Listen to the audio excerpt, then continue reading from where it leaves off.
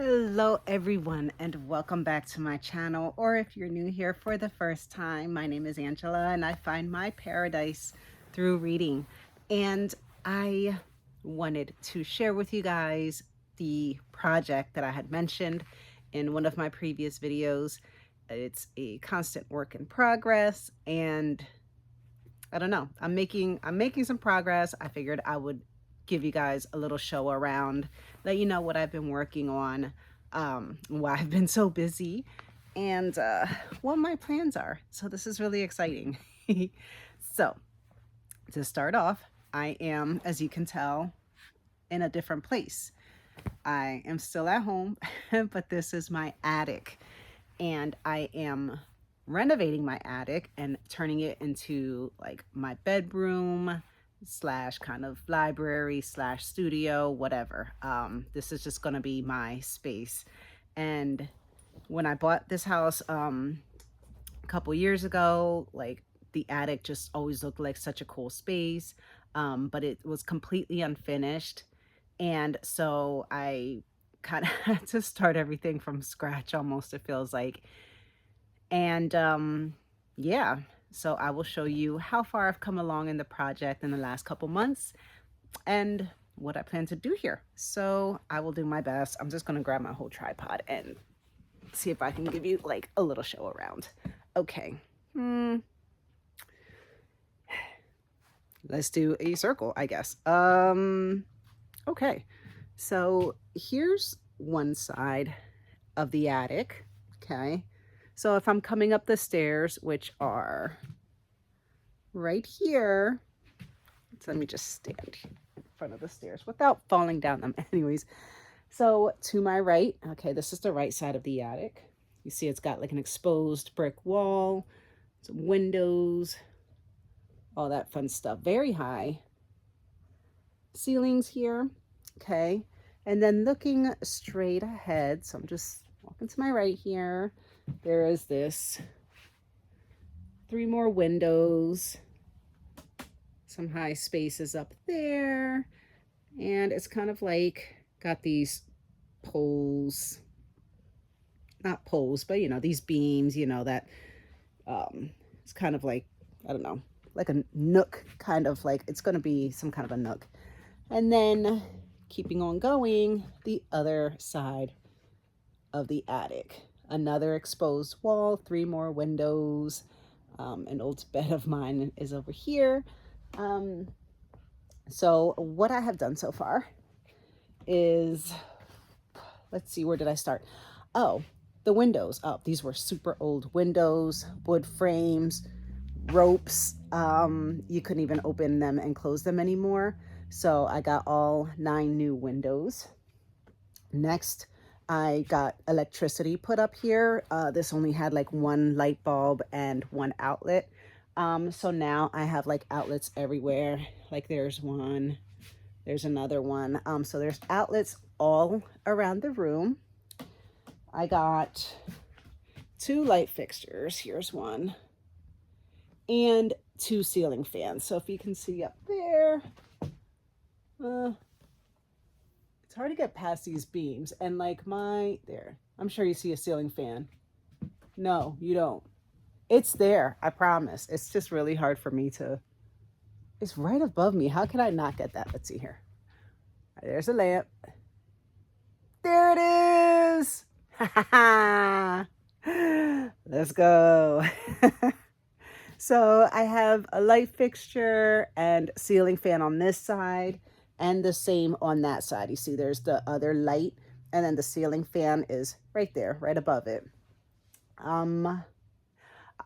So that was the electric part. Then I got the HVAC folks out here, and they put in 2 mini splits, 1 on each side, because this is a very large space. So that is, let's see if we can see it. All right, let's put it up there. There you go. Okay.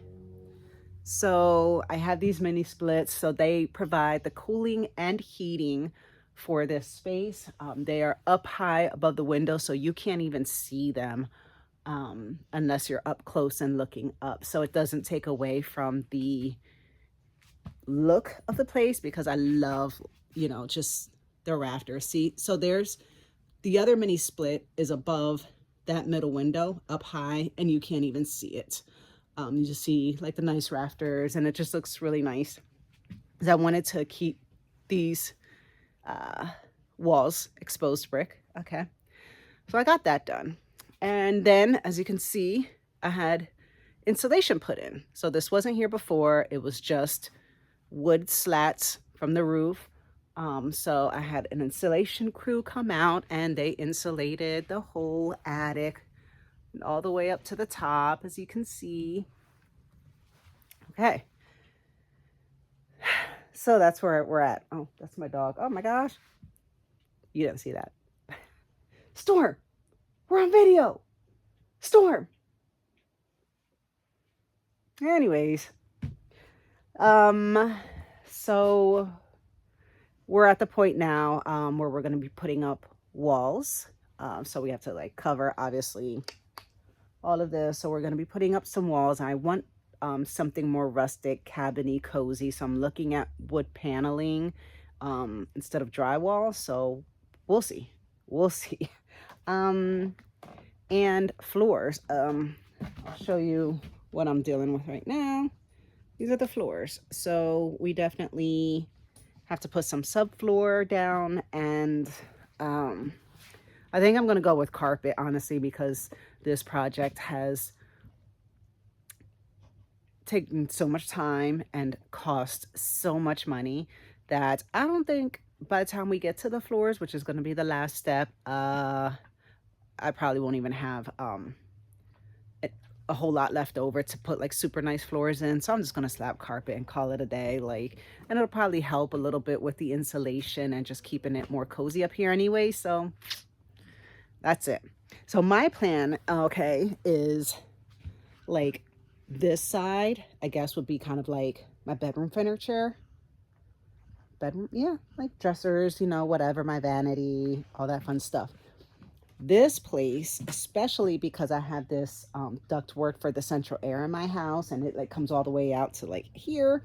My plan for this space is to like build a platform to cover up all that ductwork out to here, and I'm gonna have the king size bed there. So basically I'm building a platform bed and slapping the back mattress and box spring, and this is just going to be the bed space. And then on the other side here, figured that's where I can have like a couch, little TV, library, just my kind of hanging out spot. So that is that. That is what I have been working on. Let me try to stand you back up here. So that has been taking up a lot of my time and attention. So yeah, I even bought like all of these tools because some of this stuff I'm going to be doing myself, believe it or not. Yeah, so I had bought like a whole toolbox, circular saw, freaking drills and ratchets and all kinds of stuff that I know I'm going to need to continue with this project. And, you know, try to save some money and cut costs where I can. Okay. So we're going to talk about books now. Yes, my favorite subject. And I am so excited to talk about the one that I started. I think I started it October 1st. I just finished it and I freaking loved this book. It is Jonathan Strange and Mr. Norrell by Susanna Clarke.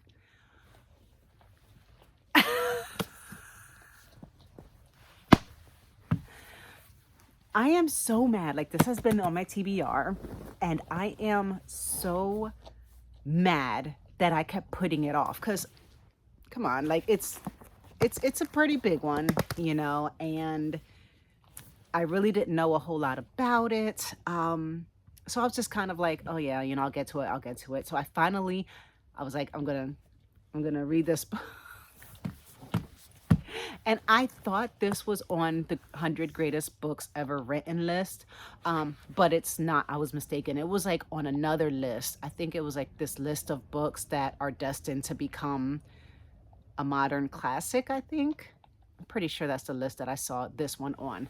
So this book, I'm going to tell you right now, amazing. It was entertaining. It was so well written. It reads like a classic, so it's got just wonderful, beautiful language in it. And there was so much humor. There was so much humor in here, and it was very like dark and witty kind of humor.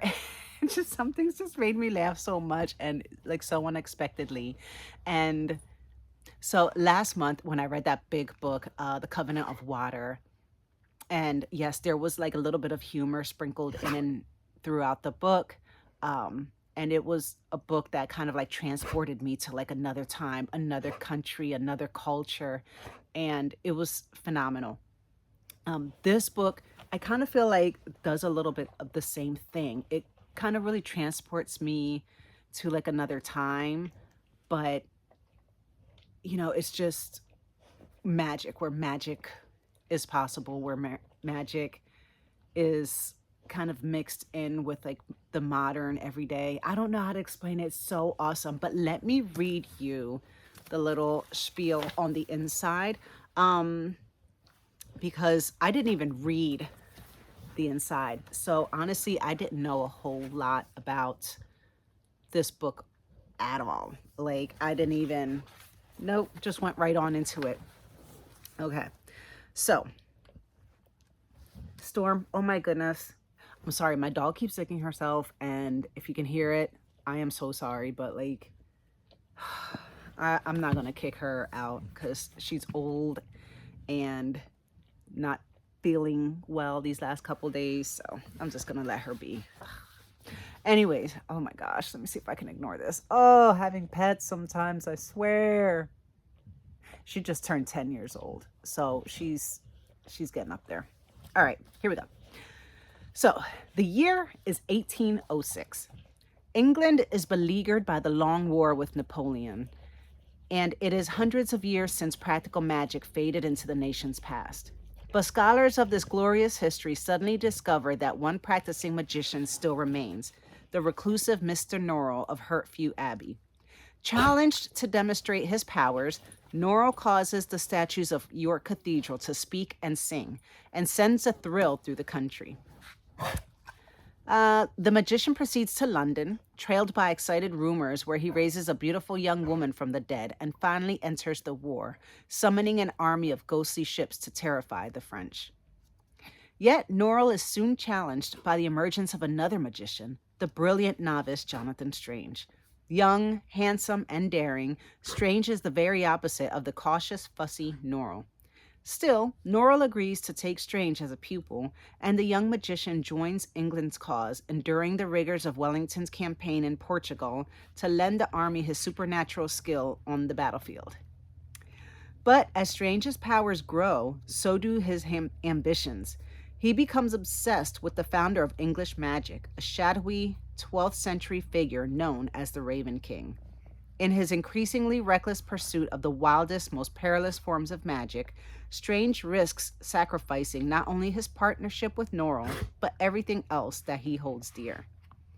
Elegant, witty, and flawlessly detailed, Jonathan Strange and Mr. Norrell is a magisterial first novel that draws readers into Susanna Clarke's fantastic and utterly convincing vision of a past world. Wow, that was a mouthful. But yes, you have Mr. Norrell, who, it was funny, and it's not so much of a spoiler alert, because it did talk about it in the part that I just read. But Mr. Norrell, he's kind of like an older guy. He was kind of living by himself. He has a library of thousands of books on magic, and books of magic. So there's a difference on which books are on magic and which books are of magic. And let's see, so he just kind of like spends his whole life just not wanting to be bothered and wanting to just study magic. And then there's like this society of English magicians, and they all kind of study magic, but they're not like practicing magicians, so they can't actually do magic. They just wouldn't know about it. So then, because magic hasn't really been done in like hundreds of years. So then they find out there's this guy, Mr. Norrell, who says he is an actual practicing magician. And they're like, oh, yeah, we'll prove it, because these are like a society of like upper class gentlemen, so they're very hoity toity, very full of themselves. And like, oh, yeah, like, no way. So he's just kind of like, all right, well, since you want to bother me, I'll, yeah, let's make a deal. Like, if I do some magic and prove that I can do magic, then I'm proving that I'm a magician, and which proves you guys aren't magicians. And so you have to disband the Society of English Magicians, because you're not really magicians. You can't call yourselves magicians if you can't do magic, and I can. So that kind of like starts off like a whole lot of stuff. A lot of fun, a lot of fun. The characters are really cool. Mr. Norrell's servant, Childemas, I love him because he's just he's kind of loyal, but he's also kind of morally gray, and he tries to like help Mr. Norrell the best he can, but he knows like Mr. Norrell like is incorrect in some things. And so he's a really cool character. Jonathan Strange, really cool. Yeah. Oh, one thought that I had. Okay, so we're talking about this is in the time of the Napoleonic Wars. Again, as I had said before, it seems like all of these books that were written either during that time period or kind of like about that time period, they all seem to be like great big chonkers, like Les Miserables, big old chonker. You have The Count of Monte Cristo, big old chonker. War and Peace, big old chonker. Then you have this one that's set during that time, big old chonker. It's wild, but this book is so fun, and there's not a lot of fluff. There's not. You can read this and just be really into it. Every chapter is interesting. One thing that I will say, it has a lot of footnotes. Do not skip the footnotes. I know most people do, but these footnotes actually add a lot to the story itself. And some of these footnotes are little stories in themselves. And sometimes there's just so much like funniness in these footnotes. So yeah, when you come across a footnote, boom, go straight down, read about it, and then continue on with the story, because it just really adds so much value to it. Yeah, it was so cool. But let me read you a couple things. Oh, also, let me show you, because there are illustrations throughout this book, which I did not expect. And they're in this kind of like charcoal kind of looking style. So yeah, yeah, Mr. Norrell, look at him.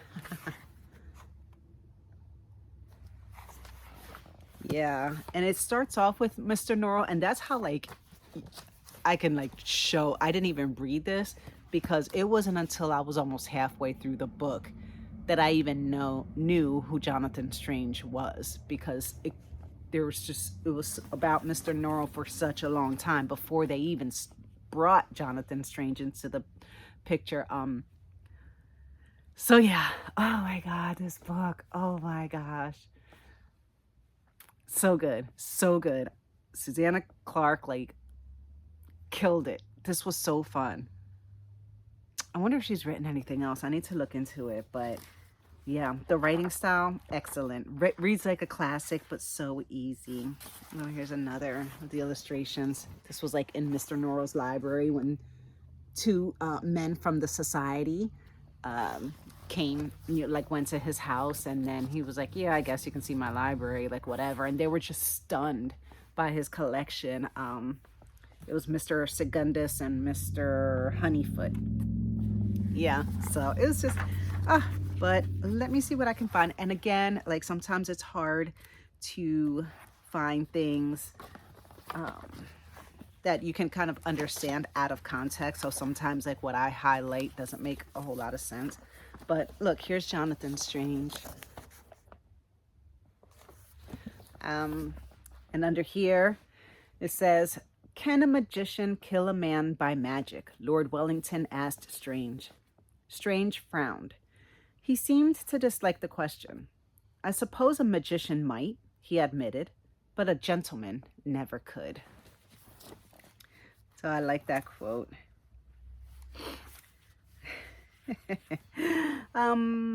Here's a part, and this is, I think, were they in Peru? I forget what country they were in.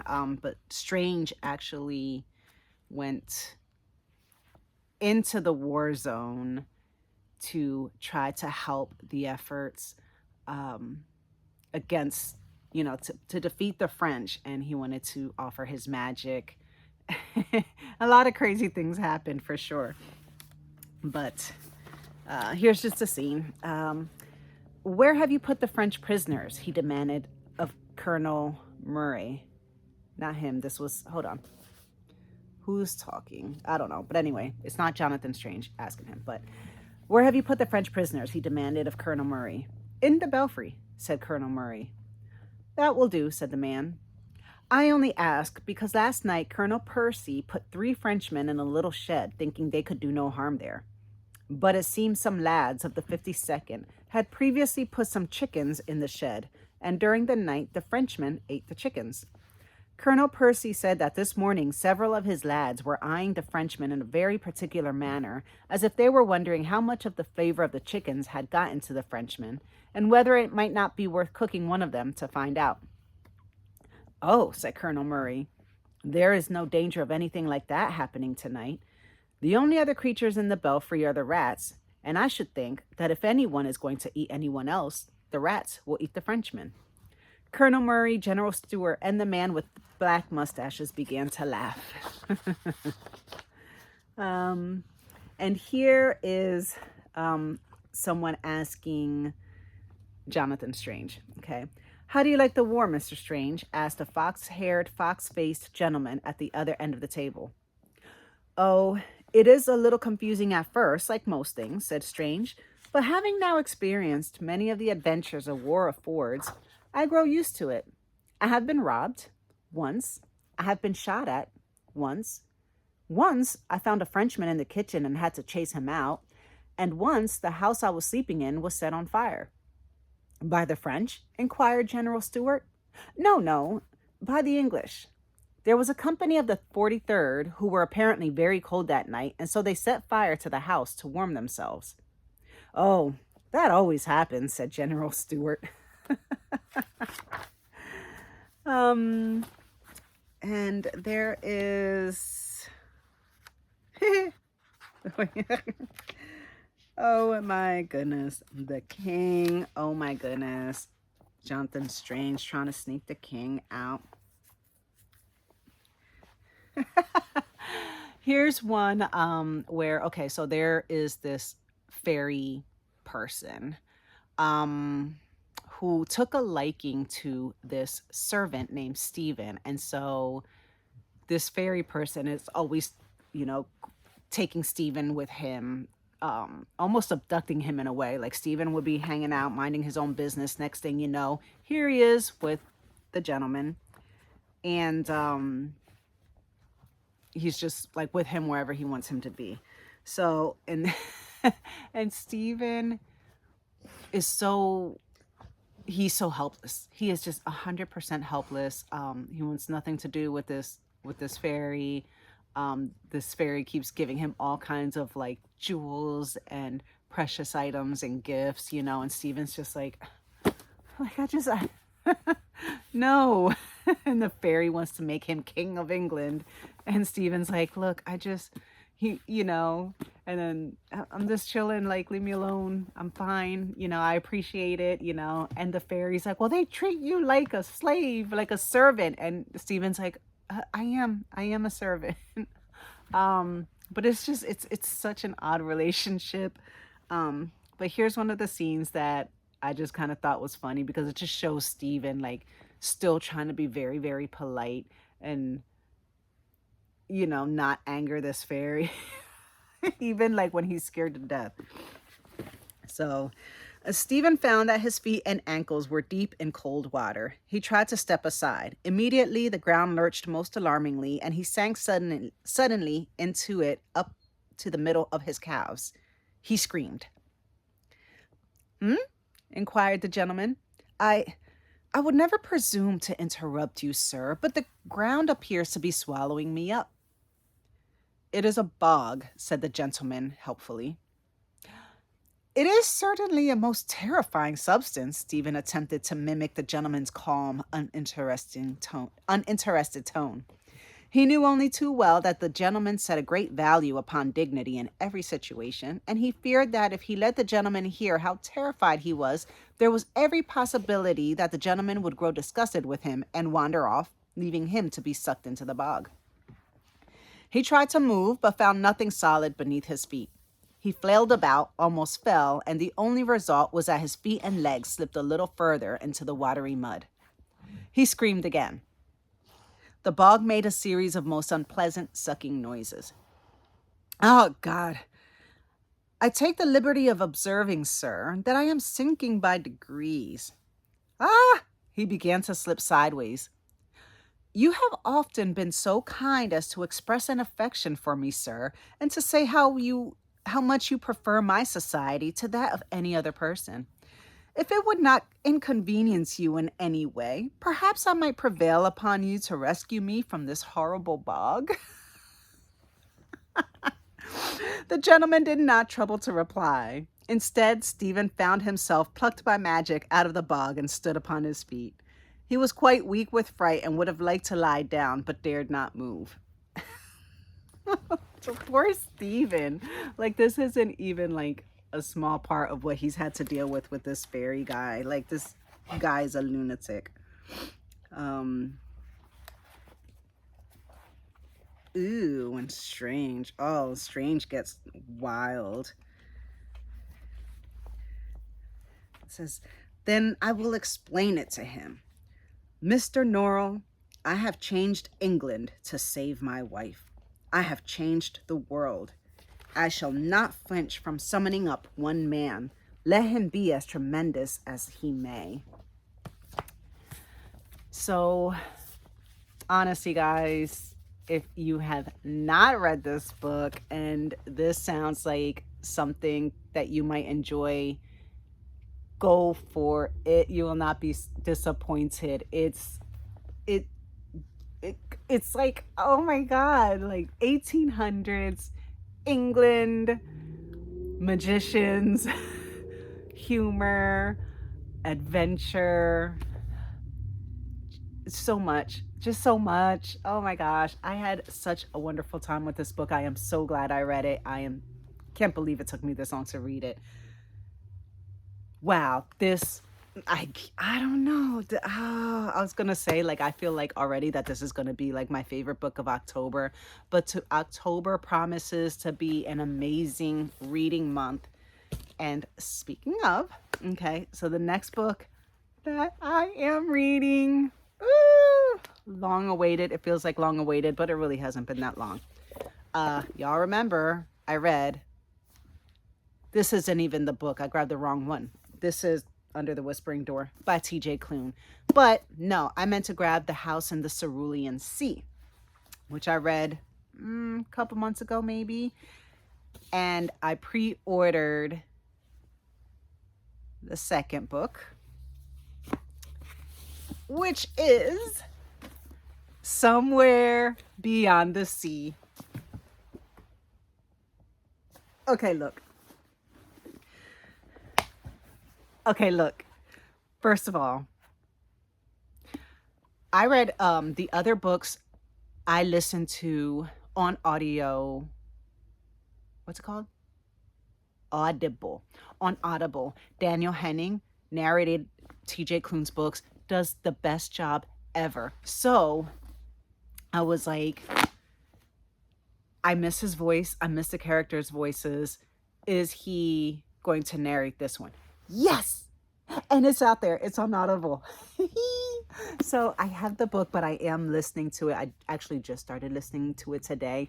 And I was just, my heart just exploded when I heard the children's voices again and Mr. Parnassus's voice. And I'm just, oh, my heart is just like so full right now. I'm so happy. But here's what I am not happy about. Here's the book. This is the size of all the other books. Why? Why is this happening? What did I do wrong? You can't do this to me. This is, you know, because I feel like for a while, like they were only offering the hardbacks. So those came out first. So I was like, you know what? I want my books to match. And I have all the paperbacks of TJ Klune's. They all look like this, all of them. They're all the same size. They look beautiful on my shelves. So finally, this much later, because this just got delivered last weekend. Okay, so, and this was released, I think, like in September. Was it? I think September. I don't know. And this is what I get. It's hard. It's big. Like, I don't know. I don't know if this is like a paperback that they just throw out there and to get them out there quickly. And then maybe later on they'll do the real one to actually match the sets. I'll be mad if they don't.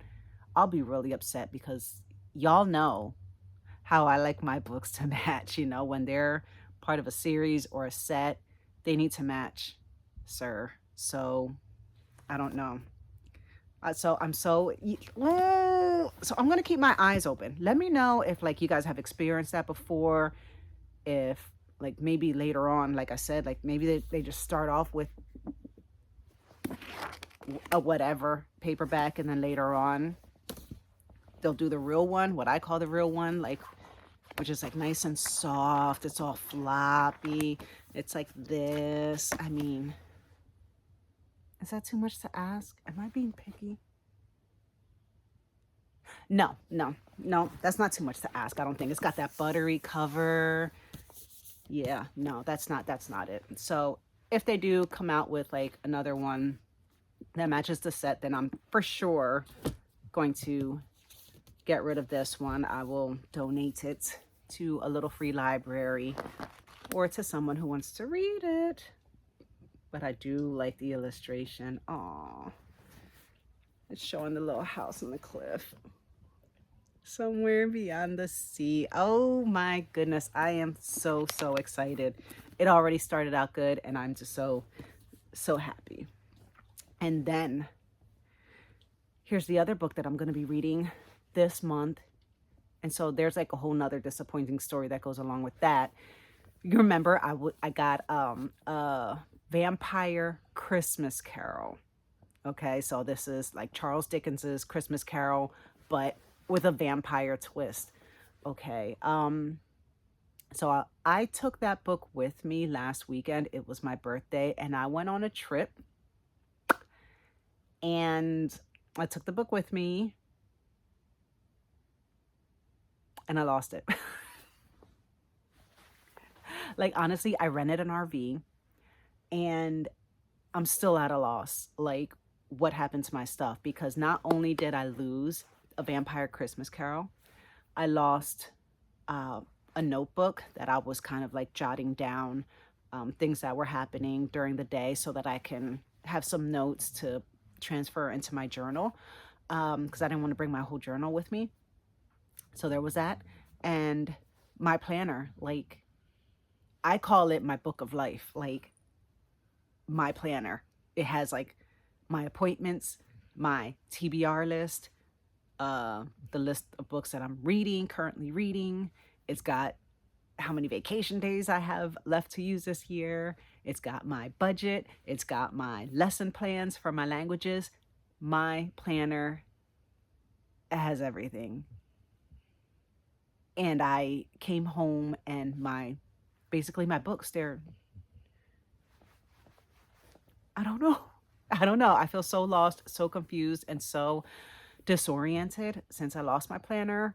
Um, I called the RV place. I was like, hey, can you guys like double check like the cabinets and stuff? And they said they don't see it. I'm gonna find out, I guess, tomorrow if the RV has been rented out since I brought it back. If not, then I want to drive up there and look for it myself.